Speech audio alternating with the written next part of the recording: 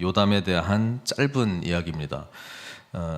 똑같은 이야기가 열왕기하에도 기록이 되어 있는데 거기는 이거보다 더 짧아요. 어떻게 보면은 특별히 요담이 뭐 한 거는 없는 것처럼 그렇게 기록이 되어 있는데, 어쨌든 선한 왕으로 정직하게 행했다라고 하는 평가를 받고 있는 왕입니다. 유다의 왕들 중에서 그 역대기의 평가에 의하면 하나님 눈 앞에서 하나님 눈에 보시기에 선한 평가를 받는 왕들이 있습니다. 근데 지금부터 11대 왕부터 마지막 20대 왕까지는 이제 요담 포함해서 3명 정도밖에 없고, 나머지는 모두 다 이제 악한 왕으로 기록이 되어 있습니다. 우리가 요담 왕에 대한 이야기를 볼 때 이 역대기는 이렇게 그 왕이 될 때 나이가 몇 세였고 몇 년 동안 통치했고 어머니 이름은 뭐였다. 그 다음에 이제 바로 평가가 나오죠. 평가가 나오는데 뭐 재밌는 게 있습니다. 뭐냐면은 요담의 그 아버지 우시야, 그리고 할아버지 아마샤, 그리고 증조 할아버지 요아스, 이 3명의 평가가 좀 재밌죠. 왜냐면은 모두 다 공통점은 시작은 좋게 평가가 됐는데 후반기의 그 인생은 그렇지 못한 걸로 그렇게 평가가 되어 있습니다. 뭐 그렇게 생각해 보면 남유다 왕들, 뭐 북쪽 왕들은 19명의 왕들이 모두 악하다고 그 평가가 되어 있기 때문에 뭐 제쳐두고요. 남쪽 왕에서 이제 그래도 이제 선한 왕이다. 우리는 이제 제일 선한 왕을 뭐 다윗 뭐 이렇게 꼽고 있잖아요. 근데 다윗도 자세히 보시면 초반에는 괜찮다가 후반기에는 그렇지 못한 것을 보게 됩니다. 그렇죠? 뭐 솔로몬 우리가 잘 알듯이 초반에는 괜찮다가 후반에는 그렇지 못합니다. 그럼에도 불구하고 다윗, 솔로몬은 메시아 왕국에 대한 그림자로 성경은 이야기를 하고 있고, 특별히 다윗 왕에 대해서는 나중에 신약에서의 평가도 내 마음에 합한 자라, 스데반이 그렇게 설교하잖아요. 내 마음에 합한 자다. 다윗은 그렇게 끝까지 하나님께 순종한 왕으로 그렇게 되어 있습니다. 그래서 이건 뭔가, 왜냐하면 그 2절에 보면은 요담이 그의 아버지 우시야의 모든 행위대로 여호와 보시기에 정직하게 행하였으나, 이렇게 나왔잖아요. 그러니까 행했단 말이거든요, 여기서는요. 그리고 뒤에 여호와의 성전에는 들어가지 아니하였고, 이게 내용을 읽어보면은 그 요담이 이것만 딱 읽어보면은 우시야처럼 정직하게 행한 왕이구나. 그런데 요담은 성전에를 안 들어갔구나. 뭐 이렇게 오해할 수도 있는데 그 말이 아니고, 앞에 이야기를 읽었으면 어떤 이야기입니까? 우시야 왕은 자기 본분이 왕인데 제사장처럼 성전에 들어가가지고 자기 마음대로 분향했다는 것이거든요. 그러니까 자기가 들어가야지 말아야 될 하나님 나라의 일에 관한 영역에 자기 마음대로 침범을 한 거에 대해서 지금 그거는 요담이 하지 않았다. 그 좋은 이야기입니다. 그죠? 그래서 우시야 왕이 결국은 나병이 걸려서 죽게 되는, 나병이 걸리면은 부정한 자로 취급되기 때문에 그 왕들의 묘실에도 못 들어가죠. 그러니까 그 옆에 묻었단 말이에요. 그러니까 우시야 왕은 그런 왕인데 평가를 모든 행위대로 여호와 보시기에 정직하게 행했다라고 기록을 하는 이유는 뭘까? 아마시아에 대해서도 마찬가지고 요아스에 대해서도 동일한 평가를 하고 있는 이유는 뭔가? 저는 우리가 그 구약의 인물들을 읽을 때에 본받을 부분들이 있죠. 본받을 부분들이 분명히 있습니다. 근데 구약 성경의 모든 인물들이 우리에게 주는 메시지는, 인간은 하나님이 요구하는 그 삶을 결코 살 수 있는 존재가 아니라는 겁니다. 그리고 오히려 이 왕들의 이야기 속에서 반복되어 나타나고 있는 인간은 신실하신 하나님은 끝까지 은혜를 베풀어 주시고 용서해 주시고 다시 세워 주시고 일으켜 주시기를 원하시는데, 그는 다른 것이 아니라 다윗과 맺은 언약 때문이었거든요. 근데 그게 다윗이 그런 언약을 받을 자격이 됐기 때문에 받아서 그걸 지킨다라기보다도 이 살다 보면 순간순간 하나님 앞에 온 마음으로 나아갔던 순간들이 있어요. 그거를 하나님이 기억하시겠다는 거예요. 그 모습으로 그 사람을 바라보고 그렇게 평가하겠다는 거예요. 그게 저희들에게는 얼마나 그 놀라운 하나님의 은혜와 사랑인지 몰라요. 은혜와 사랑인지 몰라요. 여러분, 우리가 우리 자신을 평가하고 또 주변에 있는 남들도 뭐 어쩔 수 없어요. 평가를 해요. 저 사람은 이렇다 저렇다 평가해요. 근데 하나님은요, 좋았던 그 순간, 하나님 앞에 정직하게 나왔던 그 순간을 기억하시고 이게 너야 라고 하는 것을 선언하신단 말이에요. 그리고 그렇게 회복시켜 줄 것이다 라고 하는 것이 복음을 통해서 우리에게 주신 놀라운 예수 그리스도의 메시지 아닌가요? 근데 우리는 대부분이 좋았던 부분은 둘째치고 대부분 이렇게 안 좋았던 기억을 가지고 그 사람을 더 바라볼 가능성이 좀 높습니다. 특히 건강하지 못한 경우에는 더 그렇단 말이에요. 왜? 감정이라고 하는 게 굉장히 파워풀하거든요. 그래서 우리한테 쓴뿌리가 하나 딱 꽂힌다. 뭔가 하여튼 이 독 같은 그런 마음들이 한번 딱 심겨지게 되면 그걸 가지고 그 사람을 늘 바라볼 수밖에 없는 그런 연약함이 우리들에게 있습니다. 그래서 복음의 능력은요, 구약에 있는 나와 있는 인물들을 통해서 우리가 복음의 은혜를 깨달아야 되는데 전적으로 하나님의 평가입니다. 하나님의 평가. 우리가 이렇다 저렇다 하나도 중요하지 않아요. 내가 보기에 저 사람은 이래 하나도 중요하지 않아요. 중요한 것은 예수 그리스도 안에서 그 사람을 하나님 보시기에 어떤 존재인가를 하나님께서 판단하시고 결정하시는 것이 그 사람에 대한 제대로 된 평가라고 하는 것입니다. 그렇기 때문에 우리 자신도 늘 우리는 어떤 평가를 받고 있는가.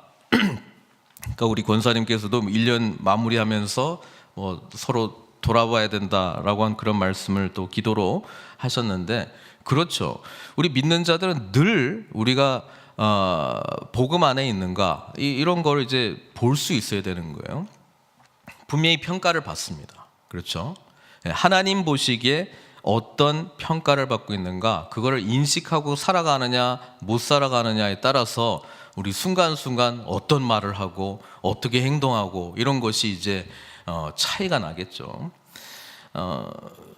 전도서 12장 14절에 이런 말씀이 있습니다. 하나님은 모든 행위와 은밀한 일을 선악간에 심판하시리라. 우리가 믿고 있는 것 중에 하나는 뭐냐면 마지막 최후의 심판이 있다라고 하는 것이고, 또 이 심판으로부터 사실은 복음 안에 있는 자들은 면제된 거예요. 그렇죠?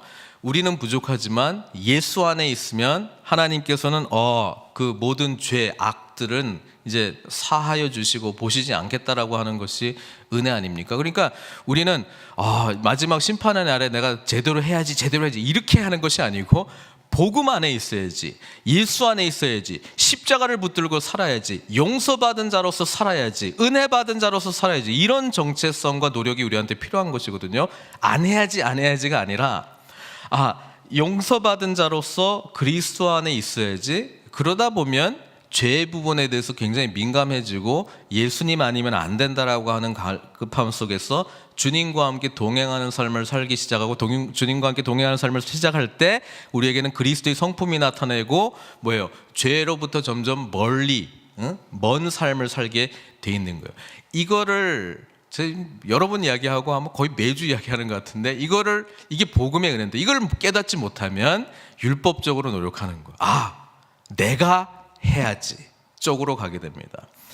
구약의 모든 인물들은요. 그렇기 때문에 하나같이 뭐 특별한 예외를 제외하고는 거의 다 죄성들이 드러난 인간들이다라고 하는 건 성경이 계속해서 이야기합니다. 그 유명한 다윗도, 그 유대인들이 그렇게 존경했던 모세도, 뭐 유대인의 정체성의 시작이라고 할 수 있는 아브라함조차도 완전한 인간, 죄 없는 흠 없는 인간의 모습을 보인 사람은 없다라고 하는 거예요. 오히려 그럼에도 불구하고 포기하지 아니하시고 하나님의 그런 선하신 뜻 가운데 한 사람 한 사람을 인도해 나가시는 오히려 은혜를 우리가 바라봐야 된다는 것이죠. 그래서 복음 안에 있는 자는 그 시선으로 사람들을 보게 돼 있어요. 그 시선으로. 복음에 대해서는 알긴 아는데 그 복음의 은혜를 경험하지 못한 사람은 내용적으로는 오케이, 그러나 저 사람은 절대로 용납하면 안 되지, 이런 걸 이야기를 하는 거예요. 이게 뭐예요? 복음 안에 은혜를 온전히 누리고 있지 못하다는 뜻이에요. 그 말이에요. 그러니까 그런 걸 빨리 깨닫고 이제 십자가 은혜 속에 점점 들어가려고 하는 노력을 해야 되는데, 그것이 아니라 나는 노력을 해서 뭔가 변화되어 가고 있는 걸 보여줘야 되지, 그러면서 다른 사람들을 더욱더 비판하는 시선이 잘하고 있다라고 하면은 은혜로 변화되는 것이 아닌 거예요. 세상적인 어떤 윤리적인 어떤 도덕적인 기준으로 나의 열심으로 그것을 이루는 것이지, 복음 안에서의 변화로 내가 새 사람의 역사를 이뤄나가는 것이 결코 아니라는 것을, 그거를 분명하게 알고 있어야 돼요.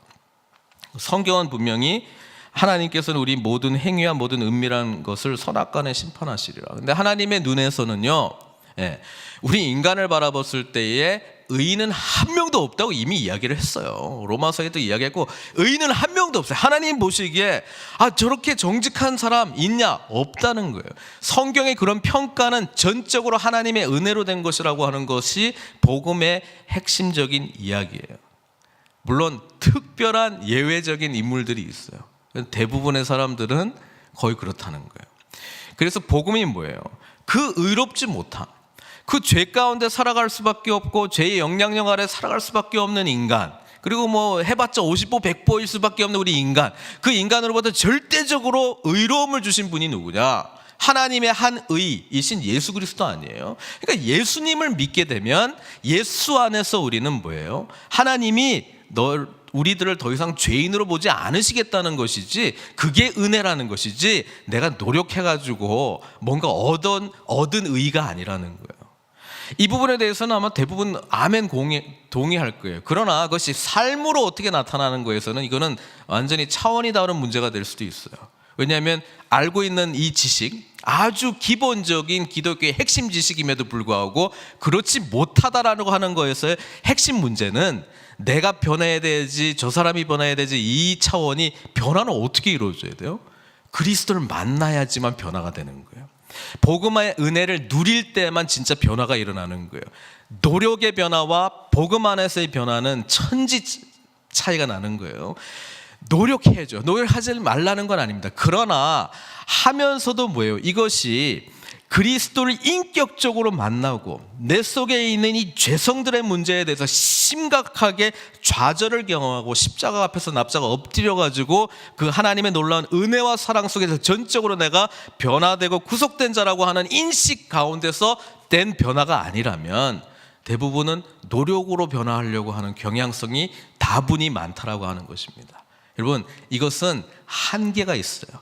구약 성경이 그 이야기를 해주는 거예요. 그럼에도 불구하고 요담이 하나님 보시기에 정직하게 행했다라고 하는 이 평가는 요담 자체가 진짜 그랬느냐? No. 전적으로 하나님의 은혜의 평가라고 하는 것이고, 뭐예요? 앞으로 예수 그리스도께서 오셔가지고 우리에게 주시는 놀라운 이 복음의 메시지 속에 하나님이 우리를 그렇게 보시기를 원하신다라고 하는 강력한 하나님의 의지라고 하는 것을 우리가 발견해야 되는 거예요. 그래서 구약 성경 읽으실 때 나도 요셉처럼 돼야 되지, 좋아요. 그러나 조금 위험할 게 있는 게, 내가 뭔가 노력해가지고 의지로 그런 사람처럼 마치 될 수 있는 것처럼, 성경은 복음 안에서 우리가 그렇게 되는 게 하나님의 적극적인 은혜 가운데 우리의 수동적인, 사실 우리 인간이 할 수 있는 게 없기 때문에 수동적인 반응인데, 은혜를 받은 자는 자원하는 마음으로 적극성을 띠게 된다라고 하는 것이죠. 이게 은혜 받은 다음에 나타나는 일이에요. 그러니까 그거를 늘 놓치지 않으셨으면 좋겠어요. 자, 우시야의 모든 행위대로 여호와 보시기에 정직하게 행하였으나, 우시야, 나병까지 걸린 요시야, 교만해져가지고 여호와의 성전에 들어가가지고 제사장 제쳐놓고 자기가 분향하겠다고 했던 이 우시야를 정직하다라고 지금 평가를 하고 있는 거예요. 그만큼 하나님의 은혜를 강조하는 이야기다, 그렇게 우리가 받아들이셔야 합니다. 그리고 그 시선이 보이게 되면, 여러분, 하나님이 우리를 평가할 때 어떻게 평가할 것 같아요? 우리 다니엘 기도회 할 때 하나님의 그 신혼, 그 신혼 시절을 기억하면서 그 한 강사님께서 말씀하셨던 것을 제가 기억하는데, 신혼을 그때 우리가 얼마나 뜨겁게 사랑했느냐, 그 신혼 시절, 그게 언제냐고 찾아보니까 광야 시절이었다는 것이죠. 광야 시절 때 끊임없이 원망하고 끊임없이 배반하고, 우리는 그렇게 알고 있는데 하나님 그게 나와의 신혼 시절, 그게 어찌 신혼 시절이냐. 그분 설명이 이거잖아요. 광야에는 불편불만해도 하나님과 그들 사이에 아무것도 없고 그냥 오직 불기둥 구름기둥 뭐 하여튼 무주렁무주렁 하면서도 쫓아가는, 그러니까 하나님 보시기에는 하나님 그런 눈이세요. 우리가 죄 때문에 그렇게 할 수 없는 인간임에도 불구하고 그렇게 하나님을 쫓아가는, 그럼에도 불구하고 하나님을 붙드는, 그럼에도 불구하고 하나님 앞에 찾아가는 모습을 보면서 정직하다, 순전하다, 그렇게 말해주는 거예요. 오늘 우리가 예수 안에서 그 평가를 받고 있다는 것을 망각해서는 안 됩니다. 우리가 자격이 되어서 나는 우시야처럼 그러지는 않아, 나는 제사장이 해야 될 일이라고 치면 목사가 하는 일을 내가 나서가지고 그러면 안 됩니다, 아니면 해야 될 일이 내가 나서가지고 나 그러지는 않아. 그 정도 수준이 아니잖아요. 지금 하나님의 전체적인 은혜의 평가를 우리가 받고 있다는 사실을 우리가 깨달아야 됩니다.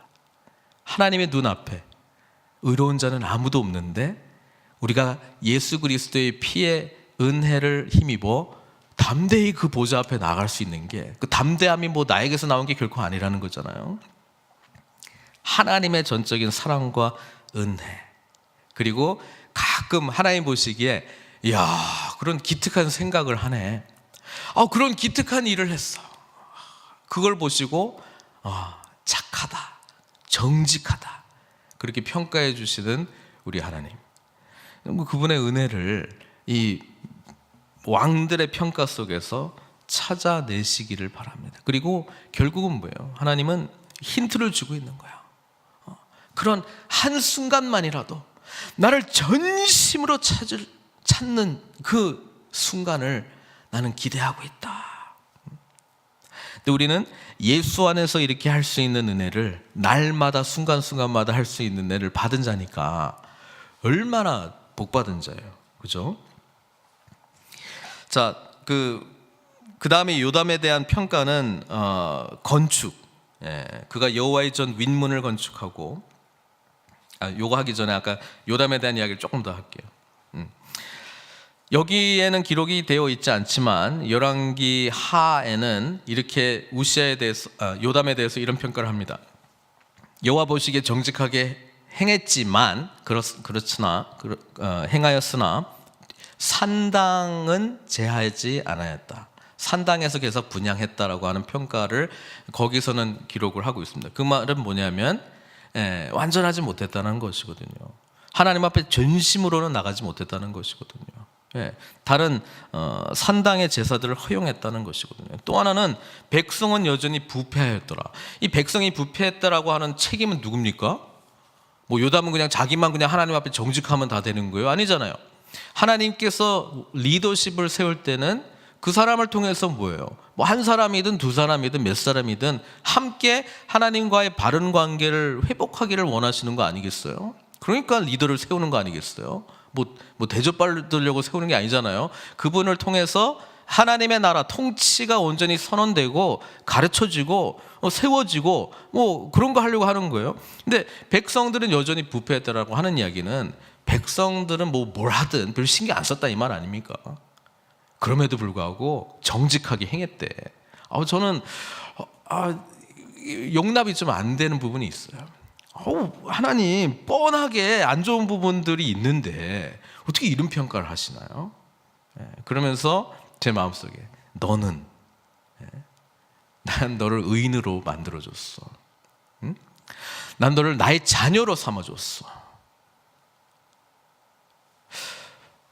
이게 은혜인 거예요. 이게 은혜인 거예요.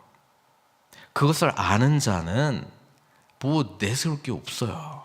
그냥 받은 은혜에 감사해서 하나님 제가 어떻게 주님을 더 섬길 수 있습니까?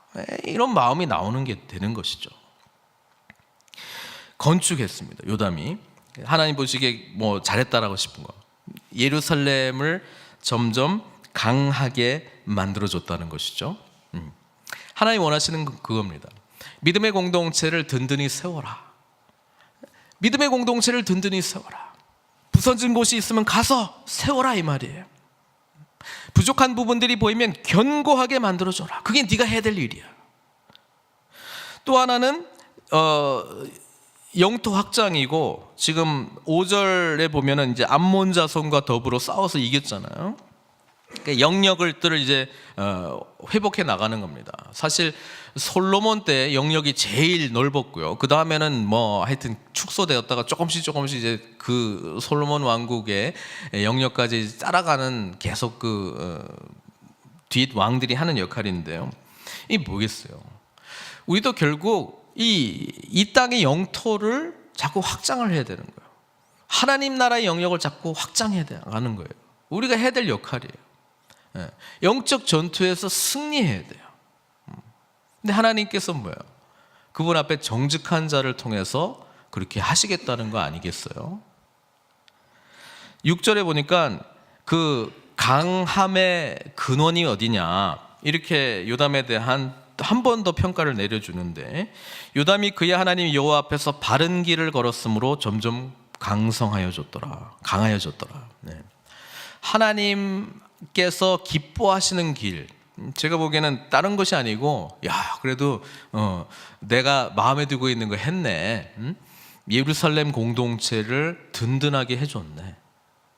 그리고 하나님 나라를 확장하기 위한 전쟁에 나아갔네, 싸웠네, 그 이야기 하는 거잖아요. 자, 우리가 은혜를 받은 자로서 우리는 다 죄인인데 예수 그리스도 안에서 이런 평가를 받는 거예요. 너는 내 앞에 정직하게 행한 자야. 칭의. 자격이 없는데 자격을 그렇게 받았어요. 예수 그리스도의 피로요. 그런 다음 정말 그 은혜가 뭔지를 깨달았다면 이제 뭐 해야 돼요? 공동체를 세우고 주님 나라 영역의 확장을 위해서 우리가 쓰임 받는 거예요. 부름 받는 거예요. 그거 하는 거예요. 구원받고 그 이후의 삶은 하나님 나라를 위해서 살도록 우리는 부름을 받았어요. 그러니까 모든 자는 그런 의미에서 소명자고, 모든 자는 하나님 나라의 일꾼이라고 하는 사실은, 그러니까 근데 그게 하나님께서 보시기에 기뻐하시는 삶이라고 하는 것이죠. 그리고 이제 그 요담의 삶이 이제 마감이 되는 거죠. 여기 보면은 9절에 조상들과 함께 누움에 다윗 성에 장사되고, 우시야, 하나님께서 정직하다라고 평가를 받지만은 다윗 성에 묻히지는 못한, 왜냐하면 나병이 걸려가지고 부정한 자였기 때문에. 그러나 이제 다윗 성에 장사되고, 저는 이 부분, 여러분, 이런 삶을 사는 자는 뭐예요? 예수 안에서 죽은 자. 예수 안에서 죽은 자. 이게 구약의 어떤 결론이라면 신약의 놀라운 은혜는요, 그렇지만 그분 안에서 다시 새로운 피조물로 부활의 은혜를 맛보고 영생을 맛보는 자의 삶을 살아가는 것. 그게 우리에게 주어진 하나님의 놀라운 은총인 줄 믿습니다.